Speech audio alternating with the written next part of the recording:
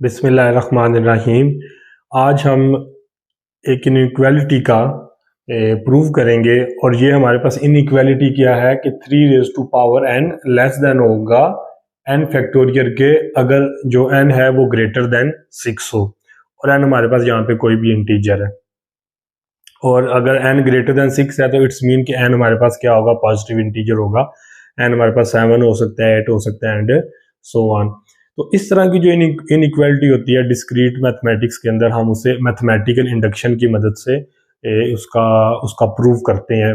तो ये हमारे पास एक स्टेटमेंट है, तो इसका अभी हमने क्या करना है, प्रूव करना है।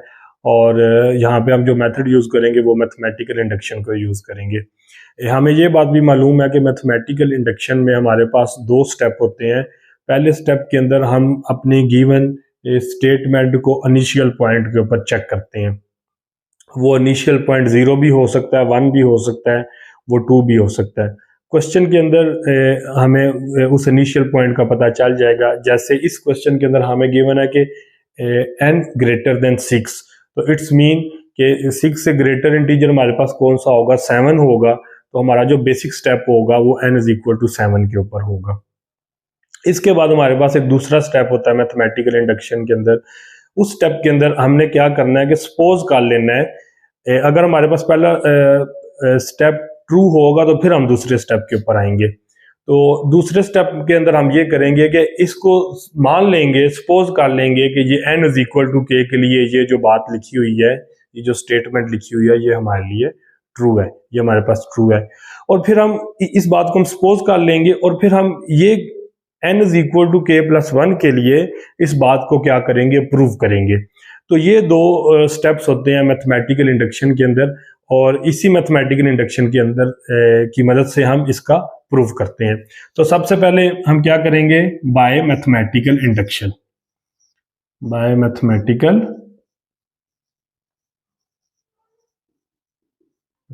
इंडक्शन की मदद से हम ये प्रूव करने जा रहे हैं जी। तो स्टेप 1 हमारे पास क्या आ जाएगा, स्टेप 1 के अंदर हम अपनी गिवन स्टेटमेंट को चेक करेंगे for n is equal to 7। ये आपको क्वेश्चन के अंदर पता चल जाएगा, ये 0 भी हो सकता है, 1 भी हो सकता है। ये क्वेश्चन से आपको पता चलेगा कि आपका जो इनिशियल पॉइंट है वो क्या होगा। तो n is equal to 7 is the initial point. So अब आप यहाँ पे n की वैल्यू यहाँ पे 7 पुट करें तो हमारे पास क्या आ जाएगा, 3 रेज़ टू पावर 7 और ये क्या आ जाएगा, लेस देन 7 फैक्टोरियल। तो अब इसको हम कैलकुलेटर की मदद से हम इसकी वैल्यू निकाल लेते हैं। तो ये हमारे पास क्या आ जाता है, 3 रेज़ टू पावर 7 होता है 2187 और 7 फैक्टोरियल की आई थिंक वैल्यू आ जाएगी 5040। अब आप देखें क्या ये वैल्यू हमारे पास ट्रू आई है कि नहीं आई। तो देख लें कि 5040 ऑब्वियसली 2187 से ग्रेटर होता है। तो इसका मतलब ये है कि हमारे पास स्टेप 1 क्या हो गया, ट्रू हो गया। अब हम स्टेप 2 को करेंगे। तो स्टेप 2 हमारे पास क्या हो जाएगा, स्टेप 2 में इसको आप 1 का नाम दे दें, जो हमारे पास इनइक्वालिटी है इसको हम 1 का नाम दे देते हैं।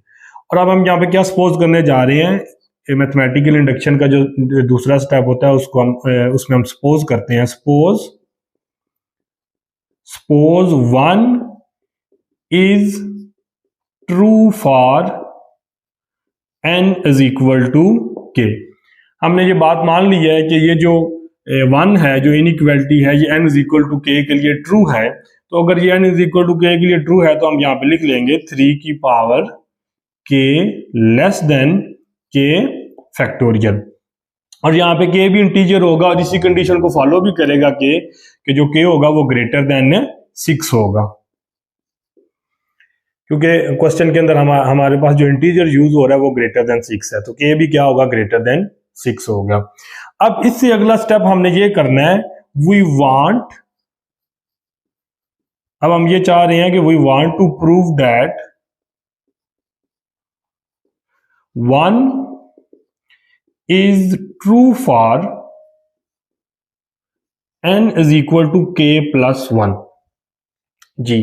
अब अगला स्टेप इसी का दूसरे स्टेप का ये आगे एक पार्ट है कि हमने इसको प्रूव करना है n is equal to k plus 1 के लिए, जबकि n is equal to k के लिए हमने सपोज कर लिया है कि ये बात क्या है, ट्रू है। तो फिर हम कंसीडर करेंगे, यहां पे कंसीडर इसकी लेफ्ट हैंड साइड कंसीडर कर लेंगे तो वो क्या आ जाएगा 3, n की जगह क्या आ गया k प्लस 1। तो हम इसको क्या लिख सकते हैं, this is equal to 3 time 3 raise to power k। अच्छा, अब हमने देखे प्रूव क्या करना है, 3 रेज टू पावर n होगा तो यहाँ पे n फैक्टोरियल आएगा। तो इसका मतलब यह कि 3 raise to power k plus 1 होगा, तो हमें यहाँ पे क्या चाहिए होगा, सॉरी ये इक्वल टू का सिंबल जी, तो हमें यहाँ पे क्या चाहिए होगा, k प्लस 1 फैक्टोरियल हमें यहाँ पे चाहिए। तो अब यहाँ पे देखें कि 3 रेज टू पावर k, अब 3 रेज टू पावर क्या है, लेस देन k फैक्टोरियल है, इसको आप 2 का नाम दे दें। तो इक्वेशन 2 को, इनइक्वालिटी 2 को यहाँ पे सब्स्टिट्यूट करें तो यहाँ पे भी इनइक्वालिटी बन जाएगी, तो ये क्या आ जाएगा, लेस देन 3 वैसे ही रहेगा, 3 raise to power k less than k factorial, तो यहाँ पे हमारे पास क्या आ जाएगा, k फैक्टोरियल। और इस साइड पे क्या चल रहा था, 3 raise to power k plus 1 जी। अब हमने अगले स्टेप में ये काम करना है कि हमें यहाँ पे k प्लस 1 फैक्टोरियल बनाना है। तो फिर इसका मतलब ये होगा कि ये जो इनइक्वालिटी है ये k प्लस 1 के लिए ट्रू है, क्योंकि अगर 3 रेज टू पावर n है तो यहाँ पे n फैक्टोरियल होगा, और अगर 3 raise to power k plus 1 है तो हमें यहाँ पे क्या चाहिए, k प्लस 1 फैक्टोरियल चाहिए। तो इसी स्टेप को अगर मैं आगे लेके चलूं, मैं इसको ऐसे भी लिख सकता हूं, 3 raise to power k plus 1 less than 4 multiply k factorial जी।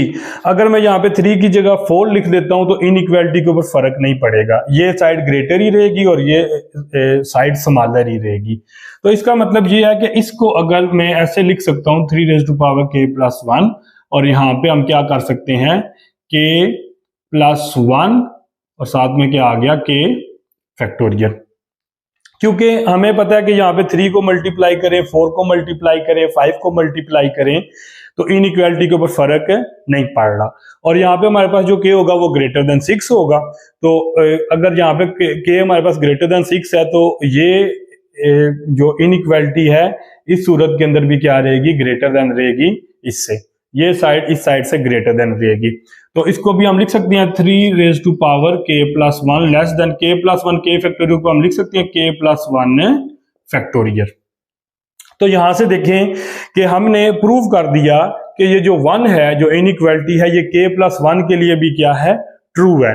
तो इसका मतलब ये है, यहां से हमारे पास रिजल्ट निकल आ जाएगा, this implies 3 raise to power n less than n factorial is true for all n, और जबकि n हमारे पास क्या होगा, यहां पे ग्रेटर देन 6 होगा, n क्या हो जाएगा, हमारे पास ग्रेटर देन 6 हो जाएगा।